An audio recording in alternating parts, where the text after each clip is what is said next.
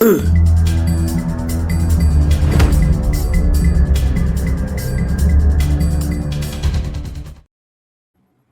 सच।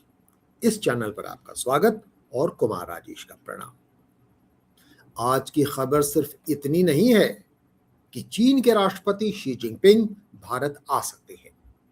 असली सवाल है गलवान के बाद, जी हां, 2020 के गलवान संघर्ष के बाद क्या भारत और चीन के रिश्तों में सचमुच कोई बड़ा बदलाव आ रहा है। खबर है कि शी जिनपिंग सितंबर में दिल्ली में होने वाले ब्रिक्स समिट में हिस्सा लेने भारत आ सकते हैं। अगर ऐसा होता है तो यह 7 साल में उनका पहला भारत दौरा होगा। और इसी समय, यानी जब हम खबर आपको सुना रहे हैं, बीजिंग में भारत के राष्ट्रीय सुरक्षा सलाहकार अजीत डोभाल और चीन के विदेश मंत्री वांग यी के बीच सीमा विवाद और बायलैटरल रिलेशंस पर बात हुई है। यानी एक तरफ सीमा पर बातचीत और दूसरी तरफ शी जिनपिंग का संभावित दिल्ली दौरा।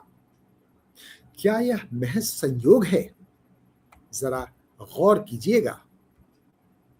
क्या यह महज संयोग है या कोई बड़ी डिप्लोमैटिक स्ट्रेटजी,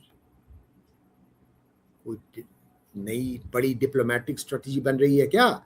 सबसे दिलचस्प बात क्या है? सूत्रों के मुताबिक शी जिनपिंग के साथ करीब 400 लोगों के चाइनीज डेलीगेशन भारत आ सकता है। यानी 2019 के उनके पिछले भारत दौरे से लगभग दुगना बड़ा डेलीगेशन। सवाल है, इतना बड़ा डेलीगेशन सिर्फ ब्रिक्स सम्मेलन के लिए है या नई दिल्ली और बीजिंग के बीच बायलैटरल टॉक्स का कोई बड़ा एजेंडा भी तैयार हो रहा है? अभी इसका जवाब साफ तो नहीं है, क्योंकि भारत और चीन के बीच सबसे बड़ा अनरिजॉल्व डिस्प्यूट आज भी है सीमा विवाद, इन दिनों अरुणाचल प्रदेश में खास करके। जी हाँ, तो जो ये हम बात कर रहे हैं कि सीमा विवाद सबसे ज्यादा महत्वपूर्ण है, लेकिन यहां गौर करने वाली बात है कि गलवान के बाद क्या बदला। 2020 का गलवान संघर्ष याद है ना आपको? बहादुरी से लड़ते हुए 20 भारतीय जवान शहीद हुए थे। उनमें एक बड़ा अफसर भी शामिल था। चीन के हालांकि 40-50 लोग शहीद हो चुके थे उनकी तरफ से, जिनको पाकिस्तान की तरह चीन भी स्वीकारता नहीं है, संख्या आमतौर पर बताता नहीं है, लेकिन हमने ताल ठोक के बताया था कि वीर गति को प्राप्त हुए थे 2020 में लगभग 20 जवान एक टॉप आर्मी ऑफिशियल्स के साथ। लेकिन 2020 का गलवान संघर्ष भारत चीन संबंधों का बड़ा टर्निंग पॉइंट बना था। LAC यानी लाइन ऑफ एक्चुअल कंट्रोल पर लंबे मिलिट्री स्टैंड ऑफ के बाद दोनों देशों ने 4 साल बाद 2024 में कुछ क्षेत्रों में डिसएंगेजमेंट किया और उसके बाद रिश्तों में सुधार के संकेत मिले। लेकिन सीमा विवाद अभी भी खत्म नहीं हुआ है, इसलिए ताजा डोभाल वांग यी बातचीत महत्वपूर्ण है। यह दोनों देशों के स्पेशल रिप्रेजेंटेटिव्स के बीच 25वां दौर था गलवान के बाद से। चर्चा का मुख्य मुद्दा था सीमा पर शांति और स्थिरता बनाए रखना तथा बायलैटरल रिलेशंस को आगे बढ़ाना।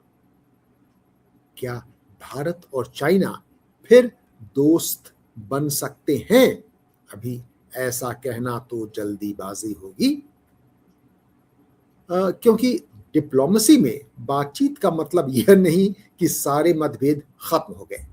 भारत के लिए सबसे महत्वपूर्ण है, जैसा हमने आपको बताया, बॉर्डर पीस यानी सीमा पर शांति, और नेशनल सिक्योरिटी यानी राष्ट्रीय सुरक्षा। दूसरी तरफ चाइना के लिए भी भारत एक महत्वपूर्ण स्ट्रेटेजिक पावर है, खासतौर पर चीन और अमेरिका के संबंध के ध्रुवीकरण के बीच। और बदलती ग्लोबल डिप्लोमेसी में दोनों देशों के लिए संवाद बनाए रखना जरूरी है। इसीलिए तस्वीर शायद ऐसी है कि कंपटीशन भी और कोऑपरेशन भी। तो ये जो दोनों तरह से बात हम कह रहे हैं कि कंपटीशन भी और कोऑपरेशन भी, इसके पीछे एक और बात अगर आप गौर करें तो मेक्का एग्रीमेंट जो टर्की, पाकिस्तान और सऊदी अरेबिया के बीच हुआ था, उसमें भी भारत के कान खड़े हुए थे और अब कोशिश है कि कम से कम चीन से थोड़ी बहुत सामान्य की रिश्ते बनाने का प्रयास हो। लेकिन असली सवाल, अगर शी जिनपिंग दिल्ली आते हैं तो क्या मोदी सी की मुलाकात होगी? क्या सीमा विवाद पर कोई बड़ा ब्रेक थ्रू होगा? क्या दोनों देशों के व्यापारिक रिश्ते फिर तेजी पकड़ेंगे? और सबसे बड़ा सवाल, क्या गलवान के बाद भारत चीन संबंध एक नए अध्याय में प्रवेश कर रहा है? सवालों के जवाब अभी सामने नहीं है, लेकिन घटनाओं का सीक्वेंस जरूर बता रहा है कि बीजिंग में डोभाल वैंग यी की बातचीत, फिर सितंबर में संभावित शी जिनपिंग की विजिट और बीच में नई दिल्ली में ब्रिक्स समिट। इसलिए यह सिर्फ एक फॉरेन विजिट नहीं हो सकता, यह भारत की चीन रणनीति यानी चाइना पॉलिसी चैप्टर का एक संकेत भी हो सकता है। लेकिन बस सच पर हम हेडलाइंस देकर ही फैसला नहीं सुनाएंगे, क्योंकि चाइना के साथ दोस्ती की बात तो सीमा पर शांति से ही जुड़े मुद्दे पर हम सबसे बड़ा टेस्ट के रूप में मानेंगे। और बस सच में यही बात हम आपको याद दिलाना चाहते हैं, क्योंकि यहां हम केवल खबर ही नहीं बल्कि खबर के साथ साथ खबर के पीछे की सच्चाई पर भी रोशनी डालते हैं। तो अगली मुलाकात तक के लिए कुमार राजेश को दीजिए अनुमति। नमस्कार। For more such videos, please like, comment, subscribe our YouTube channel.